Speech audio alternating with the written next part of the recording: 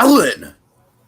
Greetings, fellow armchair Imagineers. It's the talking raptor here. And Blue Dragon 5. And today, we're here to talk about the 20th anniversary of Jurassic Park. Alan! Alan! All right, I'm done. That's all the Alan talk you get. I'm sorry. Alan! Tell you what, Dragon, just as a fun little test for this podcast, every time we talk about Alan, you're gonna have to call him Dr. Grant. If you call him Dr. Grant, that's fine. But if you call him Alan, then I'm gonna have to do that little verbal tick. All right, you understand? Just to make things interesting. Well, it doesn't really make things interesting. It makes things a little irksome, but I mean, fine. You can't say Alan. Yeah, because that sounds reasonable. Sure. All right, so with that in mind, Dragon, Jurassic Park 3. What a movie. This is believe it or not, Dragon, this is a little bit of a bucket list podcast for me, simply because for a long time, this movie has definitely been on my radar as far as, kind of like being one of those movies that I would hold up as like, not even a so bad it's good, but more of a guilty pleasure, because it's like, for me, with this, it's like I can admire all the good, and the bad is there, sure, and we'll get into it. This isn't a perfect Jurassic Park movie by any means. But Dragon, ultimately, if I have one goal with this podcast, it's to, and I don't know where you stand on it, so I might have to, this might turn into a little bit of a debate here, folks, I don't know. But my goal is to make the case that Jurassic Park 3 is the best of the Jurassic sequels, Dragon. That is what I am here to do today.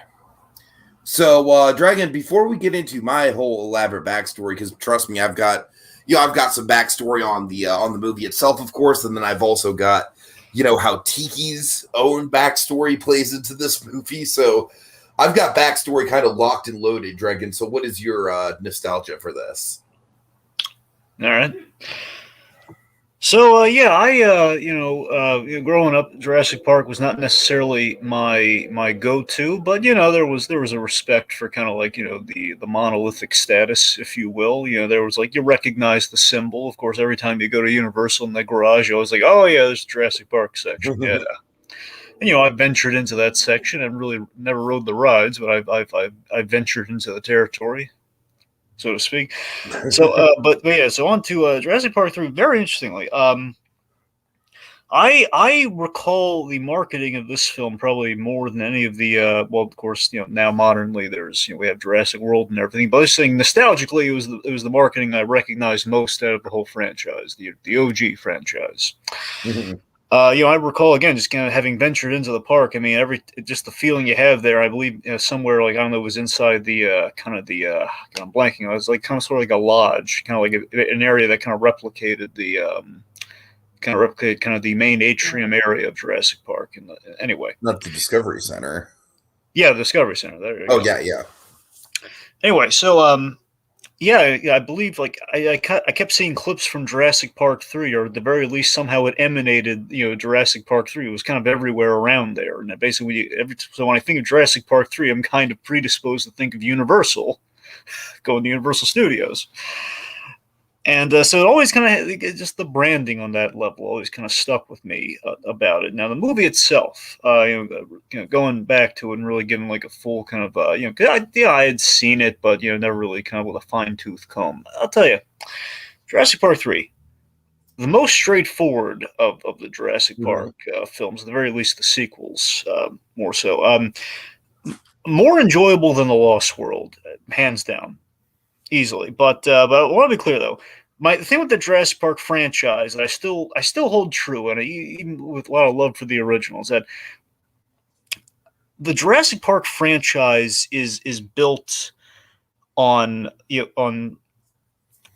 people making dumb choices. Oh, yeah, I totally agree that the people in this movie are absolute morons, Dragon, no doubt about it. And that's what I want to just make clear, is that the franchise has always had kind of been built upon people making very dumb, flawed choices for the sake of our premise, for the sake of our story. And again, I think it was the most excusable in the first film. And again, you had kind of like, it's like, hey, an old man wants to make a theme park with dinosaurs, kind of a zoo of the next caliber, if you will. But then again, the inherent flaw there being like, hey, John, this is all great, but why carnivores? Why do we have carnivores that basically almost dwarf skyscrapers, that dwarf our buildings? Why? If you're going to make a carnivore, why not make it small and controllable? It's or like smart enough they're going to kill you like a raptor. Like why are we going that way? Why not just the Earth? Did you not see how Sattler and Grant were wowed in the first part? They don't need carnivores. They don't need tyrannosaurs. They're satisfied. With the what is it, the brachiosaur, the long neck. Mm-hmm. That'll do it for them. The majesty. Yeah. You don't need anything beyond that. You overshot that one, buddy. Anyway, so I want to say this though. So Jurassic Park 3, this may be the fastest we've arrived at that tradition. Of again the people making dumb choices, and it's quite bothersome in the film. But I want to make this point, though, and I'll hand it over to you. Sam Neill saves this film for me, and he makes it very watchable. Without Sam Neill in this picture, I would not pay this really any thought of mine. I really wouldn't. No doubt. I'm with you. But Sam Neill is in this movie, and he is. It's all the difference. That's what I'm saying. I mean, I would easily. It's kind of tough to say. I think I'd easily go back to this before The Lost Room for the Sam Neill factor. Oh yeah. Same. The simplicity, the Sam. We'll talk through that anyway. Okay, so regale me. So my background with this movie, Dragon, of course, growing up, I was a big Jurassic Park fan. The Lost World was a movie that disappointed me. Like, we talked about this all the way back when we talked about The Lost World Jurassic Park, where that was the first time that I can remember a movie that I was really stoked for, like fundamentally disappointed me and not being what I want it to be. And Dragon, then I remember a few years later in the local movie theater, I saw this poster, specifically the 3 claw marks. Dragon, to me, this is one of the best posters ever in regards to just like making a statement, being like, yeah, this is the Jurassic Park you know and love, but we're also going to kind of bump it up a notch. There's going to be more of a horror element to it. There's going to be more monsters. I was really excited. Oh, and another thing about this poster too, Dragon, is that they also had the shadow of a pterodactyl kind of dropped over this poster. So that teased up a lot of stuff in my mind, Dragon. It teased up kind of like, the Spinosaurus, of course, that we see in the poster. It teased up pterodactyls, which up until that point, Dragon, were pretty famously like the one major mainline dinosaur that, they've shown up in the movies, but they've never gotten a proper set piece. And with that in mind, Dragon, that kind of circles back around to the production of this thing. Of course, Steven Spielberg, by now, he's busy working on stuff in the early 2000s. I assume probably like stuff like Minority Report, probably Catch Me If You Can, stuff of that nature. Because in the early 2000s, his career is just kind of like booming, and it's kind of like going into like a second renaissance post Saving Private Ryan, if you will. And so he passes the job off to a good friend, Dragon, who we talking about? Joe Johnston. Joe Johnston, baby. Oh, yeah. Yeah. Dragon, of course, coincidentally, this will not be the last time that we're talking Joe Johnston. No, sir. A lot of love to go around for Joe Johnston, having worked. Joe Johnston is, I feel like, besides Sam Neill, he is the thing that really is kind of the glue of this movie, because let's face it, all of the Kirby family and everyone involved in that story is not. Like, they are like the flower to this movie's glue, Dragon. They do not stick. But Joe Johnston's direction, mixed with Sam Neill, mixed with a little dash of Laura Dern. I mean, I don't know, Dragon. That's pretty much all you need. It's just kind of like, to me, this movie is kind of like the ultimate example of less is more when it comes to these Jurassic sequels. Yeah, again, it certainly is. I mean, short of like, hey, we're the introduction to a theme park with dinosaurs, it is the most straightforward in the entirety of the franchise. Uh-huh. So yeah, as you can imagine, of course, Goldblum, he would have liked to have returned, but Spielberg and company decided that poor Sam Neill, who, Sam Neill was never like vocally like, hey, you guys screwed me over, but he was kind of playful, like in talk shows and stuff. Like, well, gee, it looks like Jeff got to go and have the second vacation Universal, huh? What's up with that? So with that in mind, they very much wrote the script around Alan Grant. Dragon, from the get-go, the two main ideas from very early on in production for Jurassic Park 3 were the opening sequence with the paragliding, and then just the whole set piece in the pterodactyl aviary, which I think is one of the we'll jump there when we get there, but I think that is one of the best Jurassic Park sequences ever, and it stands toe to toe with anything in the original movie, in my opinion. So, Dragon, I feel like this is kind of like a haunted house gauntlet of a Jurassic Park movie in a lot of ways, including the screaming idiot who won't shut the hell up and is probably going to get the entire group killed. And like I said, Dragon, I really feel like the strength of this movie lies in just kind of like the set pieces, the roller coaster ride of it all, Sam Neill's character and plot being very easily digestible. And, I don't think there's as many curveballs with Sam Neill as there were with Jeff Goldblum in Lost World. It's like, hey, he's got like a stepdaughter or something, right? Right. Yeah. With this, it's like, okay, like he and Laura Dern are, they split up, but they've still got a kid together. He's good with kids. Makes sense. Dragon, I can't tell you how much I love that setup scene, the very beginning of the movie where he's doing his lecture. And then it's like, okay, does anyone have any questions for Dr. Grant? Whole fucking room of people's arms shoot up. Grant's like, does anyone have any questions for me not related to Jurassic Park? Or the Isla Sorna. Isla Sorna event that happened. Or the San Diego event. Oh, that's right. That's what I meant. I meant the San Diego event. Yes, I love how I love that little detail that people ask him about the San Diego event, and he's just like, "No, I was halfway across the country." But it is just such a nice check-in with Alan Grant right at the start of the movie. It's very economic, Dragon. It really is just like, all right, here's some character for you. Look, it's Laura Dern. You know Laura Dern. You like Laura Dern. Isn't that cute? They got a kid together. All right.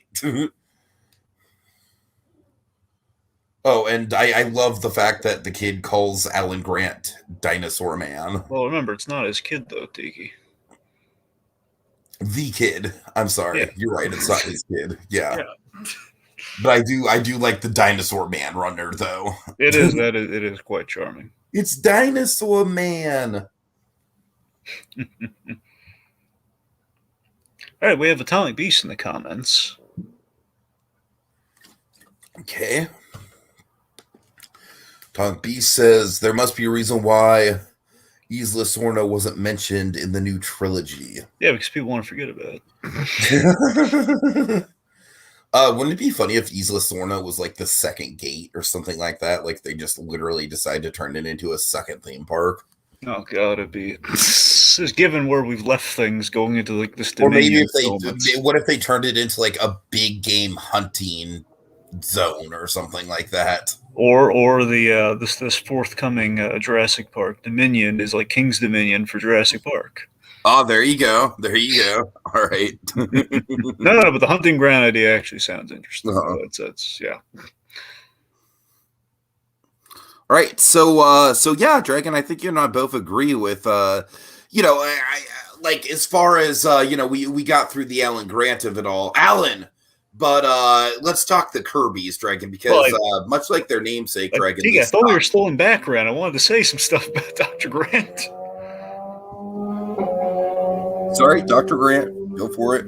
Okay, I just want to say yes. It's I absolutely agree. Great sense of aftermath with the career as a paleontologist, and he's got. I love the fact he's got 2 books. He'll work in the conversation later. There's pre Isla Nublar, and then there's kind of post Isla Nublar, and he's so understandably shaken by the events as anyone would. Because remember they were kind of talking about an early version of film he would have been on the island. almost like a hermit on the island studying the dinosaurs because like an addict. But they realized no, he'd be terrified of that island. He's a man who studies. He went to that island not knowing they're going to be live dinosaurs. Yeah, there's that very dramatic, like, kind of trailer moment where he's like, "There's no amount of money on God's green earth that could make me go back to that island." I do love that the Emperor's arc in the film, though. His mind has been broadened. His horizons have been broadened to what is possible. Hence, I think one of the great symbols in the movie that saves his bacon in the end, the 3D printed raptor larynx. Mm-hmm. So that's great. Now, something I want to talk about, though, just so it doesn't get lost, because it's just to talk about the Dr. Grant of it all. I love everything with Sam Neill in this movie, with one exception in that it's a thing that, it doesn't hurt the story. It's like a personal kind of regret I have with the movie, is that I'm really disappointed in the choice. Ellie Sattler, of course, is well represented in the film, but I am disappointed with the choice made that Alan and Ellie did not end up together and have kids. I feel like it's a realistic choice. And of course, Spielberg loves his relationship drama. He loves his estranged parents and stuff like that. See, here's my problem with it, in conjunction with that, and I guess this we use as a transition point. Your problem is probably that by the end of Jurassic Park, their arc was like kind of complete. Well, that's how I feel about it. Yes, yeah. And my point is going to be something else, but yeah, I absolutely feel like we had that's the whole point where they're going to end up together. They got everything Alan Grant went through was to kind of be open to the idea of becoming a father and everything. And he and Ellie were on great terms. I don't really get how that's things not a movie, Dragon. I don't know what to tell you. Okay, well here's my problem outside of just kind of like those are my hopes based on Jurassic Park. My problem with how it works in the movie, and again, it's not a deal breaker. It's just something that I don't think worked as well as they hoped it would. I get and respect the idea of divorce as the unconventional family, and the angle being, Ellie came through in the end despite not necessarily having like a marriage vow to Alan or anything. Mm-hmm. And the whole the family kind of endures idea, and that's all nice and good, but I feel like we're trying to work that in there, and we're trying to have that as a payoff when the main thing we're paralleling it to is the Kirby's divorce story, which does not carry at all. Like, they're pointlessly divorced. And it seems like, hey, we have this pointless divorce subplot to strengthen the divorce thing that, again, as you said, Teague, is more like, well, that's how life works out. Well, yeah, sure, fine. If that's how life works out, why are we making such a point about divorce in the movie? It feels like we're doubling down the daddy issues divorce I hear thing. you. Like, it doesn't bother me with the Alan Grant side of things, but then we have the Kirby's, and Dragon, they suck. They suck. Yes, hence my transition. So it's the Kirby's, and by the way, just given my love of Jack Kirby, it really hurts me to say the Kirby suck so bad. Just in case I'm talking about Paul and Amanda Kirby suck. So yes, again, as the immediate BS of the film condensed into two characters, like the BS of any Jurassic Park film premise is just fully condensed. I really do feel like these two are just kind of like the ultimate Jurassic Park red shirts in a lot of ways. Absolutely. And they're just completely working against Sam Neill and saving the movie. Is he saving the movie? They're wrecking the movie. Just with their just continual stupidity throughout the film. I have so many problems with the Kirbys. He's just out there with the bullhorn like, hey, critics, I'm annoying, right? I feel so bad because the Kirbys are played by good actors. Okay, we have William H. Macy and Téa Leoni. Téa Leoni, as you and I both know, she's wonderful in Family Man, but this is nothing. Absolutely. And then, of course, even more so, we've got we've got William H. frickin' Macy, man, and that guy is like, he's still delivering stuff. So this might be one of William H. Macy's most thankless roles in his entire career, honestly. Yeah. So, I'm sorry. I do like the whole Kirby, they suck pun of it all. I don't know. Well, wait, what do you mean they suck pun? Because Kirby vacuums. Oh, yeah, it's great, yeah. I don't know if that was intentional or not, but if it was, I appreciate it. Tika, that's a great observation. Never thought about that. All right, Okay, real quick before we fire back into the Kirby's here, Tom Beast says this in relation to Dr. Grant's kind of views on dinosaurs and everything.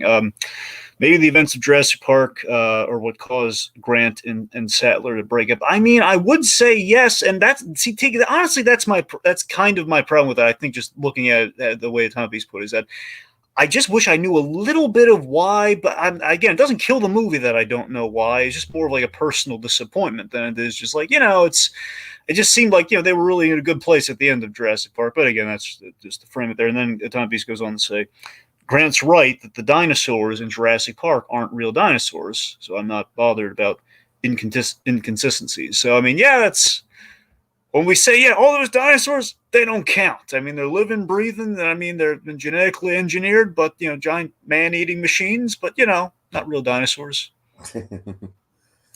All right, so let's talk about, now that we're kind of getting towards the island itself, Dragon, let's talk, do you want to talk about that setup, that opening sequence? Because I do think it is one of the stronger opening scenes in the Jurassic movie. You mean the parasailing thing? Yeah, the parasailing. Yeah, okay, so the parasailing, it's just, honestly, I think we set up our premise really well with, so, Eric is a parasailing accident that does tie into yet again, just to go with the laundry list of Kirby problems, but just the premise itself is, again, disconnected to that. It's like, okay, kid is parasailing, gets trapped on the island. We got to save the kid, and Alan Grant gets stuck on the island. Gets wrapped up in the adventure and has to find the kid. And again, Alan Grant and children linked up yet again. All that I think works wonderfully. That's good. What I like about the cold open is just that it really sets a tone of like immediate danger, and I feel like it's a lot more high stakes. Dragon, you remember, of course, the infamous cold open of The Lost World, right? That was the Compy opening, wasn't it? Yeah, it was the one where it opened with the little girl being attacked by the Compies. Yeah, and then more importantly, Dragon, that beautiful transition. Remind me of the transition. Did we use the Compy to transition? Goldblum, Dragon. Oh, right, the yawn, right? Yes, the yawn. Yes. Right, I got. Yeah, you're right. That was amazing. Anyway, amazing in quotes, but amazing all the same. So where to start? Okay, so first off, just in conjunction with the opening, because the opening is great. First off, the Kirbys, they let their kid parasail near an island that's been cordoned off. Can I just say, I would have taken a whole movie about just this dinosaur tourist trap parasailing thing that they've got going on. I thought that was a really fun idea to try to exploit it. That is a fun idea. Yeah, yes. It's like, so that's something. But my problem is, like, it's almost like it's turning Jurassic Park into like an urban, an urbex location. Yeah, I mean, and again, using the unsanctioned Jurassic Park that has all the attention. Right, like, hey, there's another site just like it. It feels like, it's the cheapo kind of ripoff. Like, hey, this isn't Disneyland, but it's the next best thing. Exactly. I like I said, I kind of wish we would have got a little bit more of that. And again, a part of me just wishes we could cut the Kirbys out and just kind of lean into an idea like that. But unfortunately, if we cut the Kirbys out, we kind of mess with the skeleton of the film. But that's what I'm saying. There's other ways to write Dr. Grant back into it. I mean, I'd like to think you're right. Maybe you are. So just again, so they let their kid, again, money or no, they let their kid parasail near the cordoned off, island full of killing machines. And again, just okay, can I just talk about a line delivery in this scene that's always kind of like stuck out to me as just silly and over the top? What? It's so specific, but it's like when the kid asks, like, you see anything yet? And then the other guy's just like, no, not yet. God. I don't know. It's just one of those silly line deliveries that like has always stuck out to me. I'm sorry. I hope at least someone else finds that line delivery as much as, as amusing as I do. All right. So in addition to that, like they're going to let their kid go parasailing, which is, as Atomic Beast points out here, the Kirbys are idiots since the government warned that traveling to both islands are not allowed. And what did Eric and Amanda's boyfriend? Right. Eric and Amanda's boyfriend did was absolutely illegal, which again brings me to my next point of the illegalities of the Kirbys. So they trick and kidnap Alan Grant and his assistant. Okay, okay. I want to pause right there, Dragon, because I feel like that is the first time that we're going to maybe diverge. I actually really like how fucking desperate they are to get Grant on that plane, to the fact that they literally like, they incapacitate him and they knock him out when they're about to land and shit. Like, to me, what I like about it is because it really, like, it kind of creates the Kirbys as the antagonists of the movie, but not in any kind of like greedy, like Nedry kind of way, it's almost kind of like an antagonist built out of desperation. Right. Well, it's not like he can really go anywhere because they're on a plane flying and they're about to land. Right. So it's like, what is he going to do, though? All right. But here's the thing. So honestly, the thing that really sours me to the Kirbys is they're going to do all that. And they look, knocking Alan Grant out of desperation's one thing. But just literally tricking him and lying to him to get. I think the decision to make the Kirbys not rich was a bad one. Okay, because I mean, I don't know if it was like we don't want to say "f the rich" in a Jurassic Park movie. I don't know if it was that or what. It was just like this makes it even more convoluted. So the Kirbys are like they're like tile salesmen essentially, and that right, yeah. Which, like Dragon, it's funny because I feel like this is like maybe just like a year or two before M. Night Shyamalan really hit it big, but it's like this feels like the type of unnecessary plot twist where it's like, and the Kirbys were lying about their occupation. What a twist! But like, it doesn't change the fundamental core of the story, guys.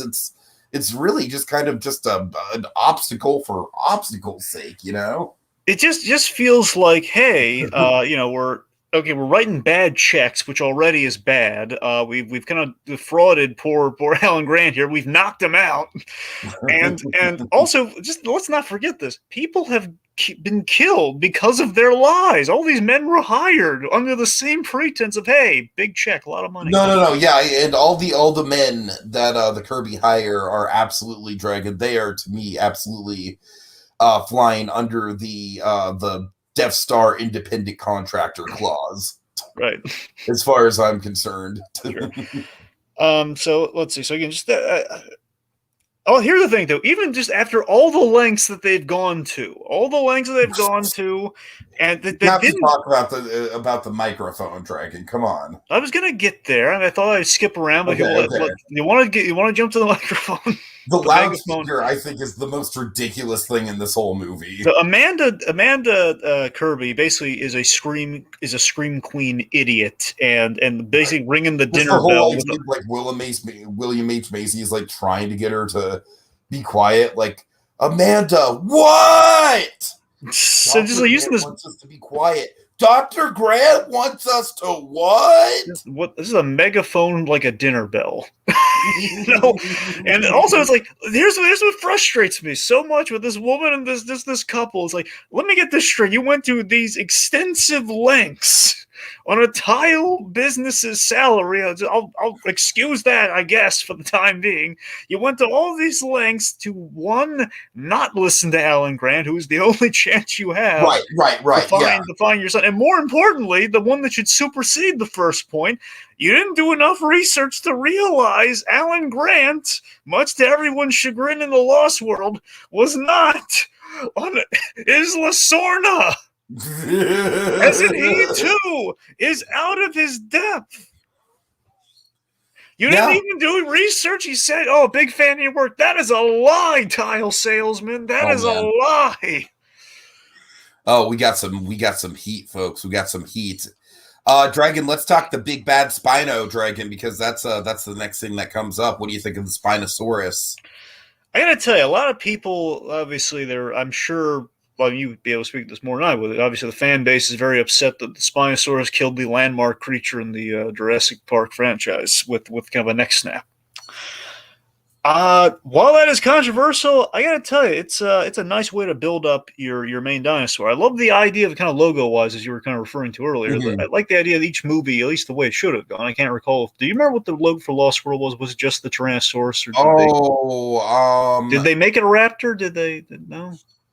I'd have to. I think what they did was it was just more of a, like, the sign was more detailed. Like, they had, like, kind of like that age sort of like stone look to the sign. I think that's all they did.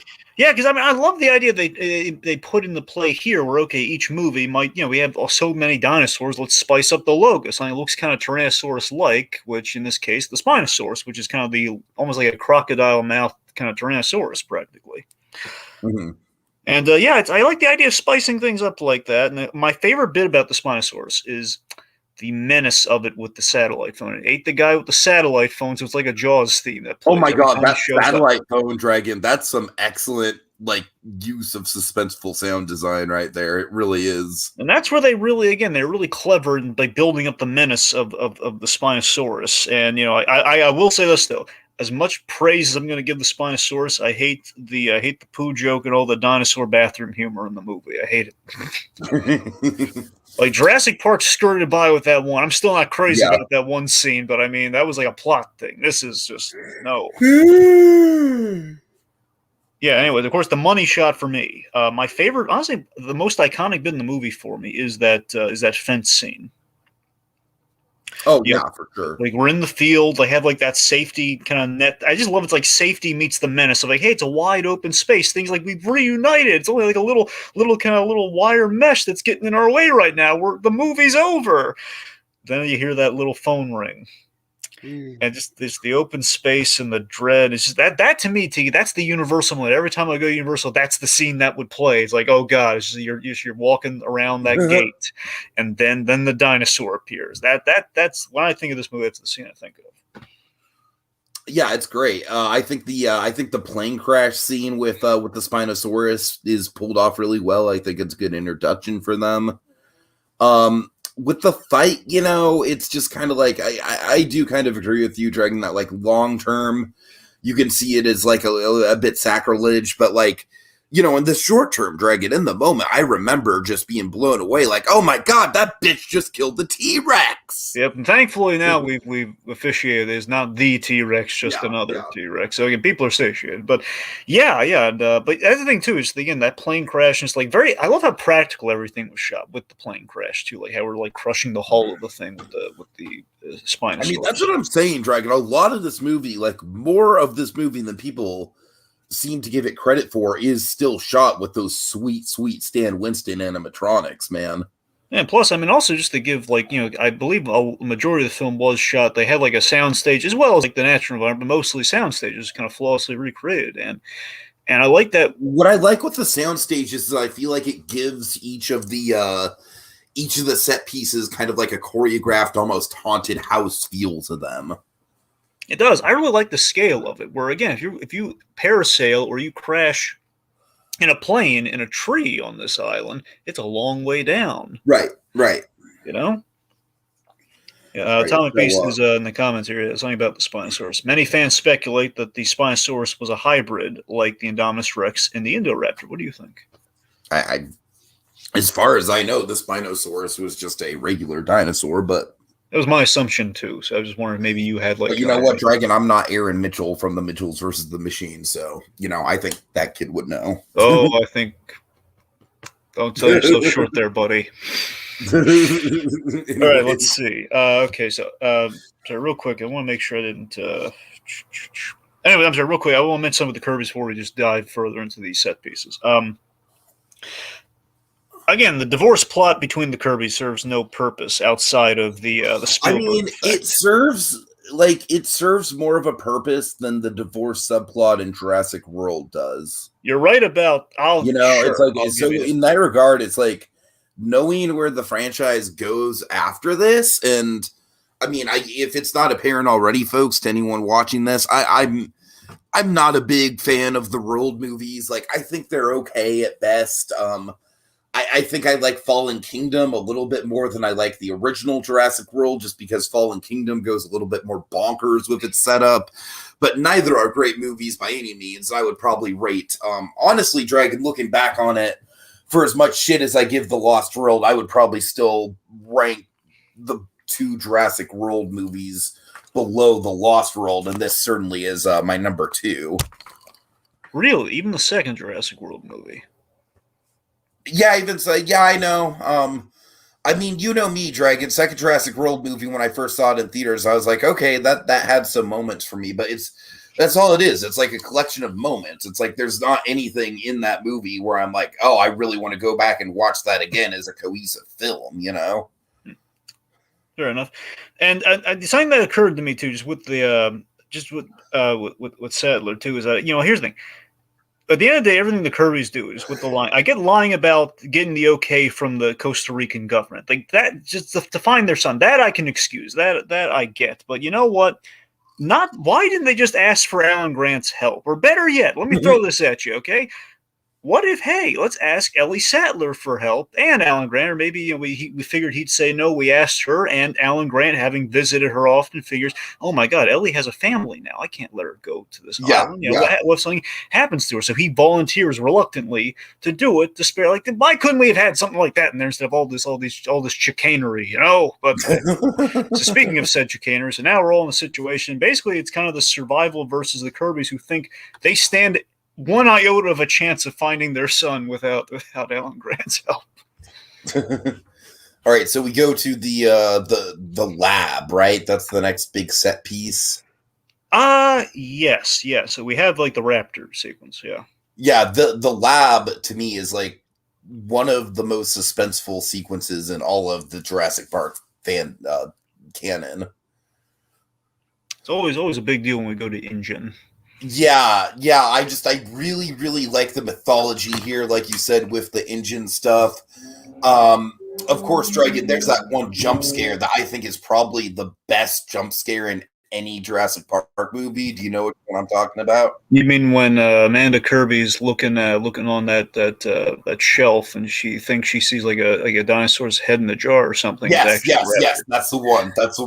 To be fair, how did she not see that coming? Knowing you know what, it doesn't matter. It doesn't matter because it's just the way that it's shot is effective. Dragon. I can raise you one better than that. You want it's less a jump scare, but it's an equally scary and awesome moment. Okay, it's the next level clever girl.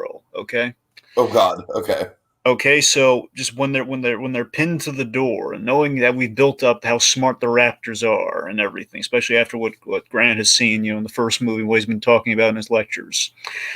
Just seeing that moment, we're holding the gate to protect ourselves, and basically the Raptor can't can't navigate, can't open it like thumbs or anything. So, oh my God, the Raptor looks up, and in your gut, like, oh God, the Raptor is smart enough and athletic enough that it's going to jump through that little opening. On the other thing, that to me, that was like that's Johnston working some magic there, baby. Yeah. Look at it. You can see that thought process, man. Yeah, that to me, that was awesome. That to me was like the moment you're full of dread, like, oh no. Yeah, it's a great sequence for sure. Speaking of like scary, you said, it just kind of like builds on some of the some of the engine mythology of the Jurassic Park franchise in some cool ways. Yeah, two things. One thing about Engine, this is kind of a funny little bit. The vending machine gag. It's like just Paul Kirby's such a dope. It's like, you're really gonna put money in the condemned vending machine, really? Right. He just gives up after one kick.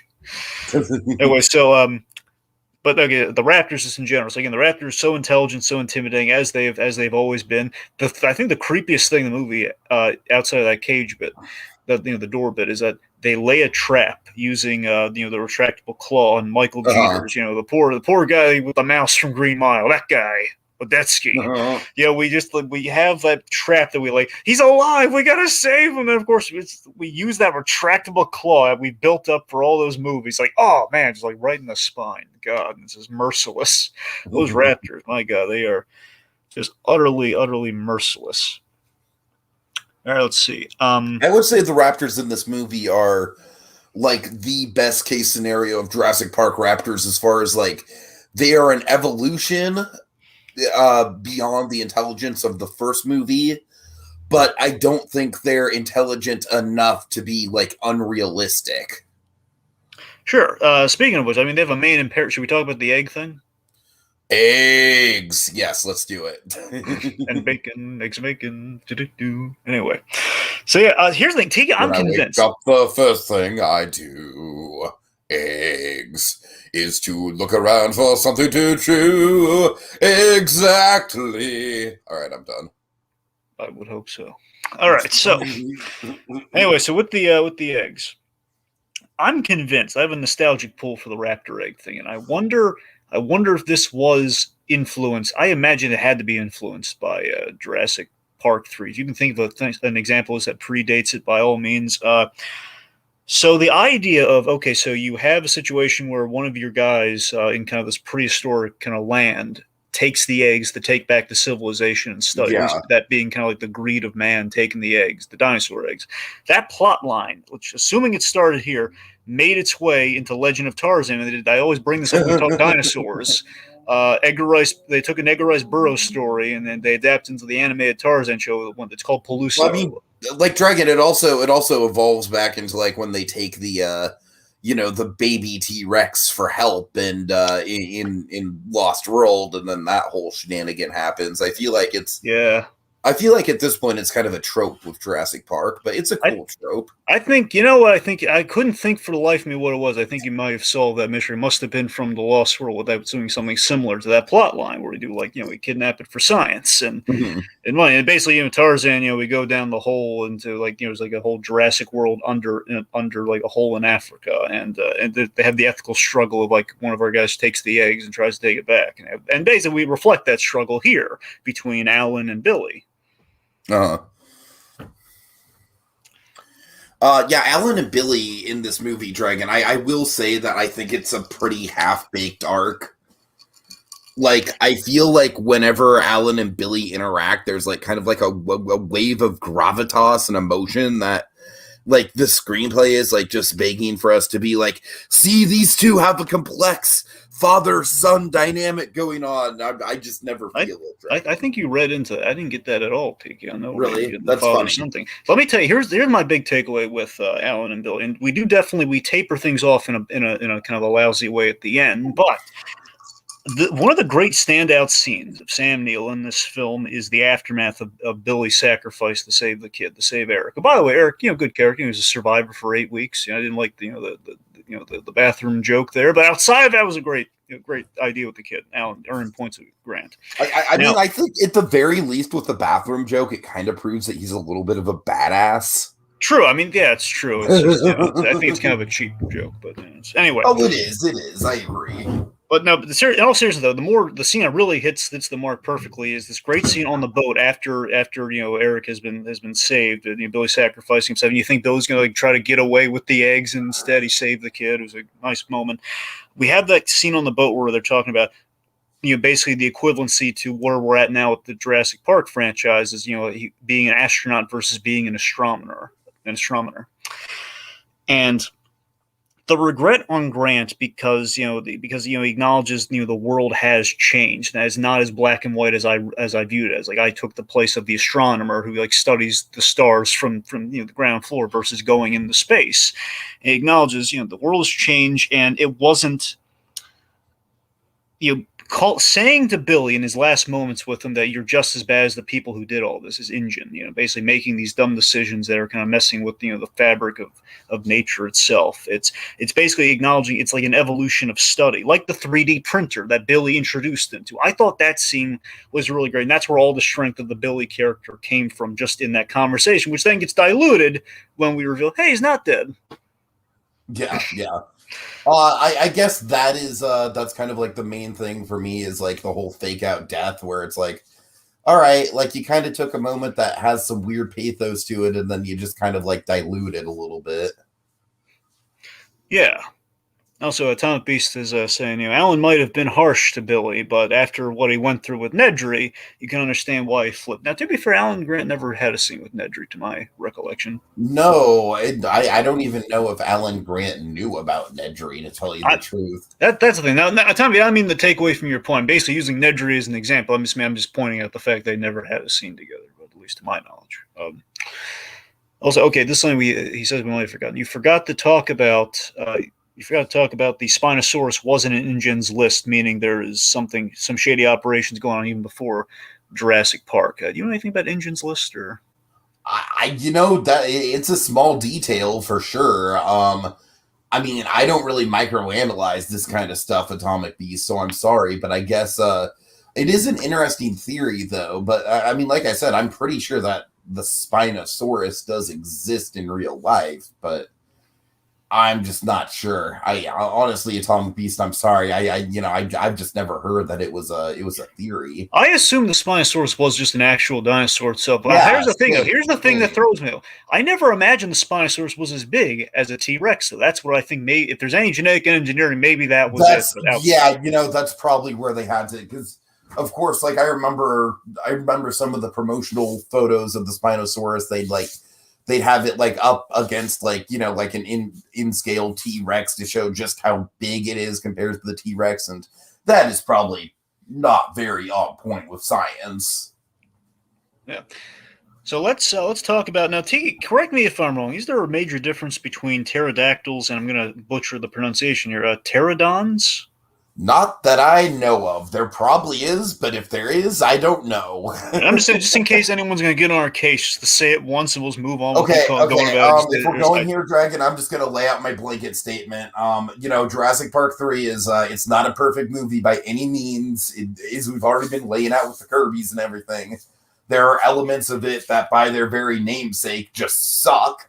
But Dragon, the aviary scene, to me, is like, honestly, it might be like one of my top 3 scenes in any Jurassic movie. No, it's great. I was just going to clarify, pterodactyls versus pterodons. I was going to say, if anyone wants to get on our case, maybe it is pterodons. We're just going to say pterodactyls. We're just going to say pterodactyls because it's the more pop culture, like, accepted one. So. That's all. But I'm in full agreement with the aviary scene and set piece is great.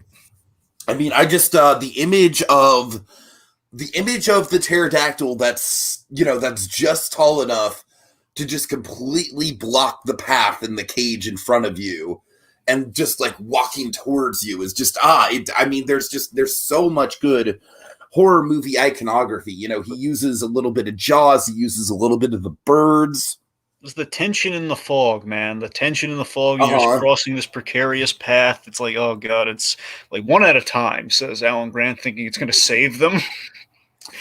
And I feel like every Jurassic sequel should have something like this, where it's like a thrilling set piece done with dinosaurs that, if they have been in the franchise before, at least haven't had a big moment like this before.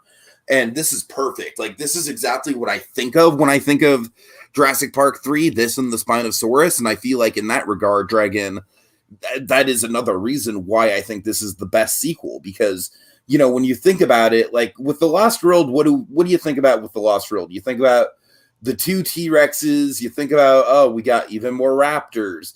Like, basically, Lost World is just kind of like doing the greatest hits from the first movie. Lost World, look, at the end of the day, Lost World has 2 scenes that really come away with. The only 2 important scenes in that film, it's the honestly, I think it's the trailer and no, not the trailer before the movie. Folks know, like, the actual trail's hanging over the cliff precariously, and the third act, which is basically what the San Diego stuff. Those are the only 2 scenes that matter in that movie. Let's be honest. The only 2 scenes that matter. Otherwise, like a girl kicking a raptor. Who cares?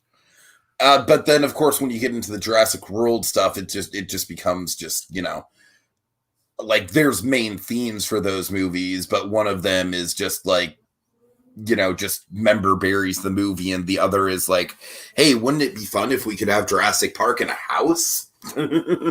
So this one, I think, really does have its own identity with the 3 slashed in the poster, the Spinosaurus on the logo, mixed with the pterodactyls.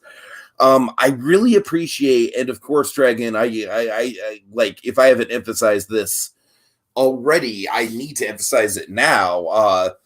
Out of all the Jurassic movies, like, this is the one that treats itself the most like a B movie, and I think that absolutely works to its benefit. Because, of course, I feel like the Jurassic World movies kind of just act as just sort of like over-the-top modern-day blockbusters, and then Lost World sort of was like this weird kind of like environmental thing. This is just like, hey, guys, it's more Jurassic Park. It's some dinosaurs you haven't seen yet. I mean, this is a survival story, Tiki, right, cut and dry, very simply, which is all you need, because, it's terrifying being on.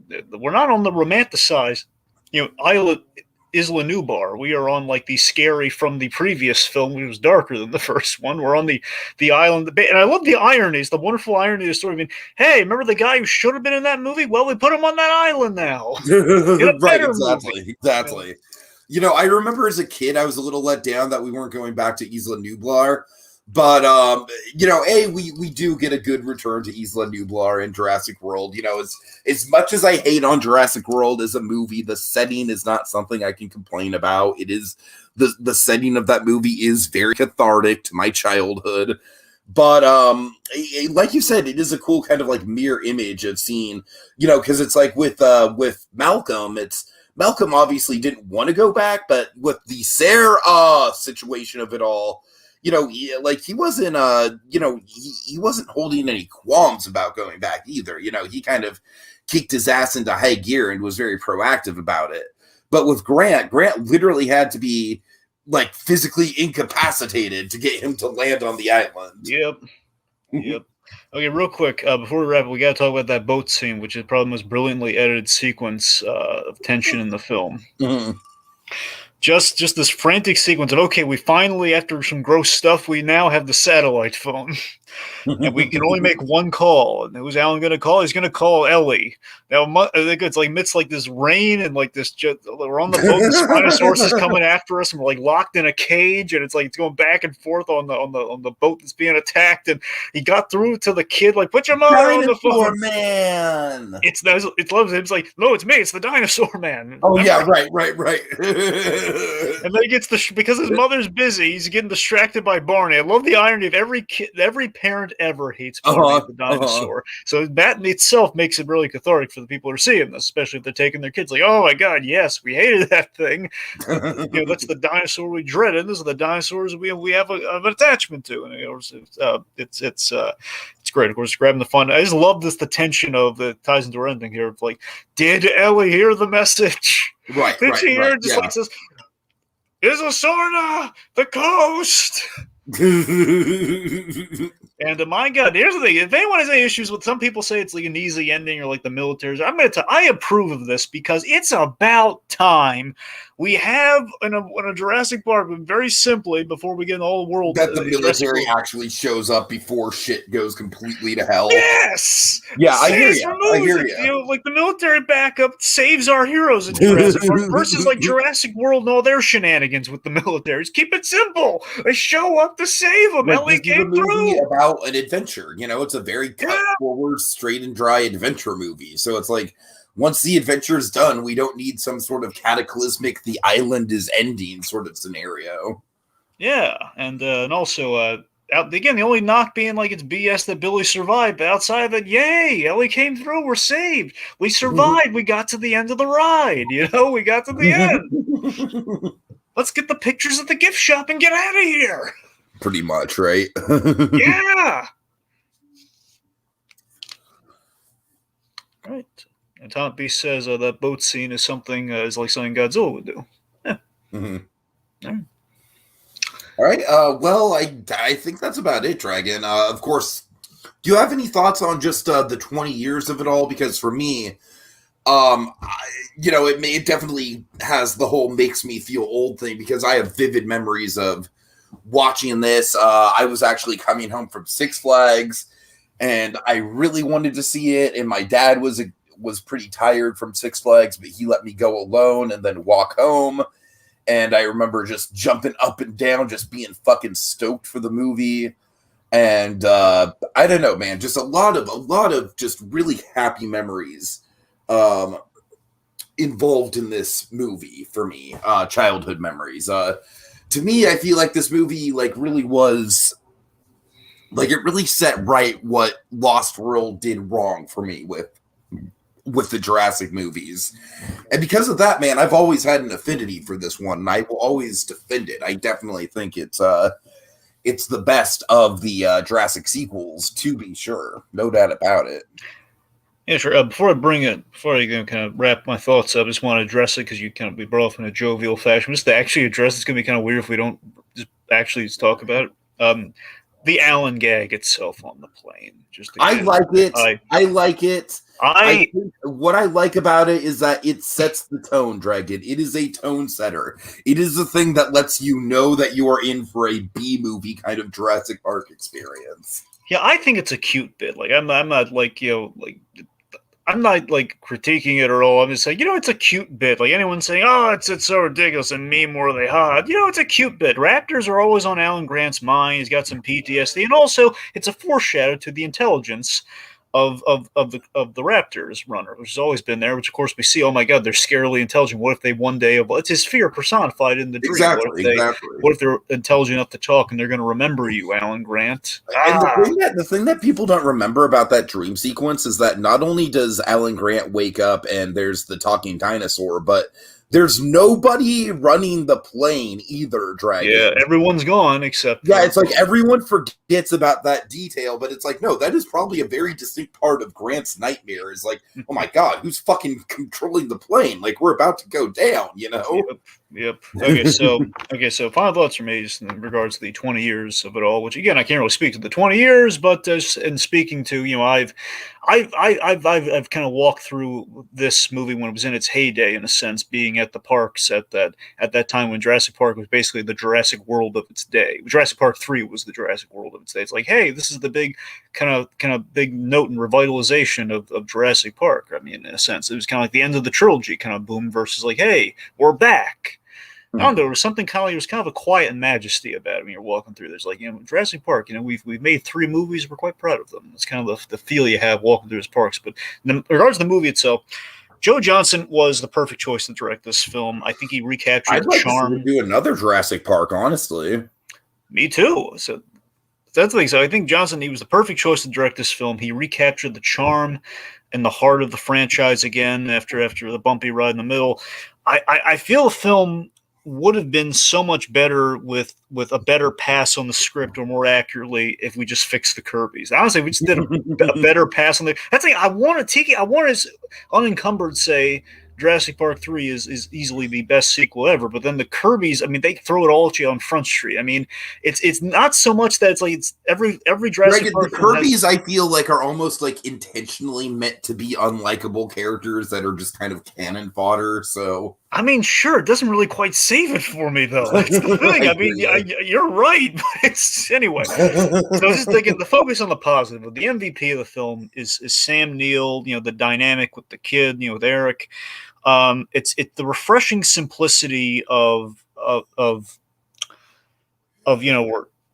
that we're stranded and we need to get off the island. Sweet 90-minute runtime, Dragon. Yeah, it's just that simple simplicity. We got to survive. We got to get from point A to point B, and we have a guy who's been here before. And it's thematically, again, the great meta context of the film is that Alan Grant is trying to escape the shadow of Jurassic Park, in a sense. And leaning into that with this film, I think was a really good call, is to address kind of like the franchise aspect of Jurassic Park, and that everyone has questions about. There's a fandom, and we have to respond to that. And we did within the film, and we examined what our character would feel being put in that situation. Again, so many times during sequels, there's like an ignorance, there's like a quippy one-liner. We have an actual character going through an experience like, okay, well, I'm back in a sense. I don't like being back, and I'm just going to deal with the situation. Mm-hmm. All right. Well, folks, this was a bucket list podcast for me to make. And I think we got our points across quite good. I'm pretty satisfied with this. Well, that's good. I really do think that Jurassic Park 3 is, by all intents and purposes, like, I feel like it's the one that we need to study the most out of all the sequels. It's the one that I feel like, even though it's the biggest B movie out of all of them, I also feel like it's the one that has the most distinct identity out of all of them. It doesn't just B movie ain't a dirty word, kids. B movie ain't a dirty word. Exactly. All right, so Atomic Beast says, thanks for the podcast. Thank you, Atomic Beast. Thank you, my friend. All right, folks, we're out of here. Have a good night. Alan!